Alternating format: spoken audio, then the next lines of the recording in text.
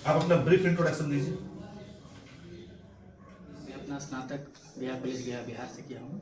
उसके बाद मैंने संगीत गायन में संगीत प्रभाकर प्रयाग संघ समिति इलाहाबाद से, जो भी प्रयागराज हो चुका है। उसके बाद मैंने संगीत गायन में स्नातकोत्तर किया है एमए इंद्रकला विश्वविद्यालय खैरागढ़ से।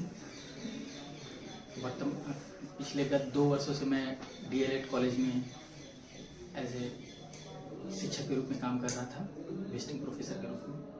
उसके बाद वर्तमान में भी मेरा बीपीएससी टीआरई 20 में +2 विद्यालय के लिए मेरा संगीत शिक्षक के पद पर चयन हुआ है।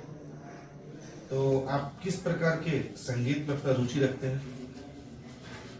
मेरा जो संगीत में स्पेशलाइजेशन है वो classical, semi classical, light music है।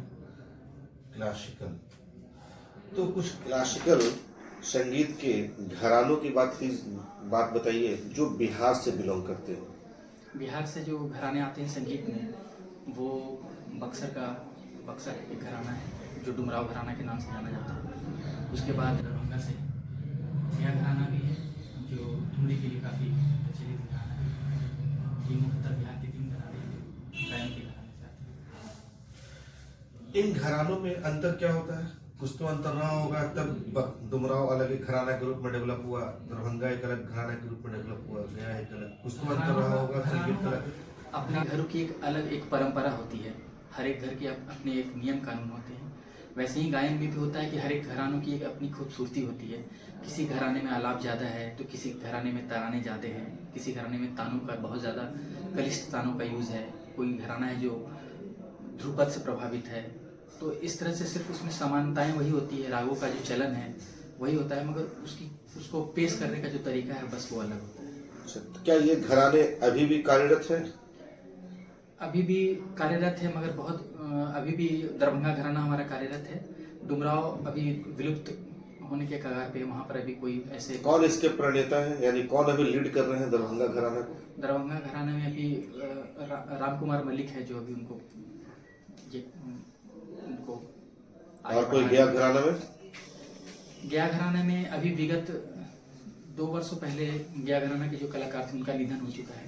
अभी वर्तमान उनका नाम था गोवर्धन मिश्रा, पंडित गोवर्धन मिश्रा, और पंडित कामेश्वर पाठक। अभी वर्तमान में यहाँ जो इनको लीड कर रहे हैं वो राजन सिजवार हैं, वो उनको लीड कर रहे हैं। ठीक है, तो ये जो क्लासिकल संगीत की आपने बात की, ये अगर हम ऐतिहासिक पृष्ठभूमि में बात करें तो ये क्लासिकल संगीत की प्रथम जड़ हमें कहाँ नजर आती है? इसका जो हमारा विवरण मिलता है ये पुराणों से मिलने शुरू हो जाता है। ये हमारे वेदों से का सामवेद में इनका संगीत का जो हमारा मिलता है। ऋग्वेद में भी इसको वहाँ पर इसका देखने को मिलता है संगीत के बारे में। फिर वहाँ से संगीत सामगान के रूप में, प्रबंध के रूप में, ध्रुपद के रूप में, फिर ख्याल के रूप में, ठुमरी के रूप में, इस तरह से निरंतरता वो चलते आ रही है। हमें ये बताइए, तानसेन का रोल इंडियन म्यूजिक में क्या रहा है? तानसेन का जो रोल था, तानसेन एक गोबर हार बानी के गायक थे। वो उनकी जो गायन शैली थी वो गोबर हार बानी की थी, जिनको राजाओं की पदवी दी जाती हार बानी की थी, जिनको राजाओं की पदवी दी जाती थी। वो ध्रुपद गाते थे। और तानसेन जो अकबरकालीन थे, तो वो अकबर के कोर्ट में मैजिशियन थे, वो म्यूजिशियन थे। और उनके बारे में ऐसा मिलता है कि वो काफ़ी अच्छे संगीतकार थे। वो बैजू बाबरा और उनके समकालीन संगीतकार में आते थे। और ऐसा उनके बारे में ऐसी कहानियाँ पढ़ने को मिलती है कि वो जब गाते थे तो यमुना बहना बंद कर दी थी, यमुना रुक जाती थी। वो जब गाते थे तो ऐसा मेघ मल्हार जब तो बारिश होने लगती थी। कुछ एक ऐसा हमको पॉइंट बताइए, इसका शुरुआत वो किए थे, चाहे वो म्यूजिक हो या कोई इंस्ट्रूमेंट का हो।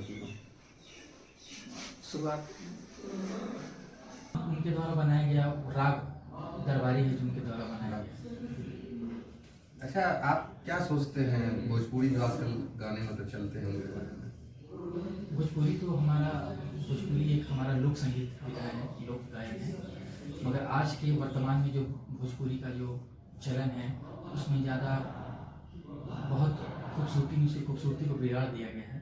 उसमें थोड़े अपशब्द चीज़ों का बहुत ज़्यादा प्रयोग है, जिससे आज से लोग दूरी ही बना रहे हैं। मगर जब हम कुछ 2-3 दशकों पहले अगर जाते हैं तो भोजपुरी में बहुत अच्छे अच्छे गायक लोग और बहुत अच्छी अच्छी साहित्य और उसमें संगीत देखने को मिलता है। तो ऐसा क्या कर सकते हैं जिससे भोजपुरी जो है सो राष्ट्रीय पटल पे मतलब किया है, उसके संगीत को लोग रिकग्नाइज मतलब करें?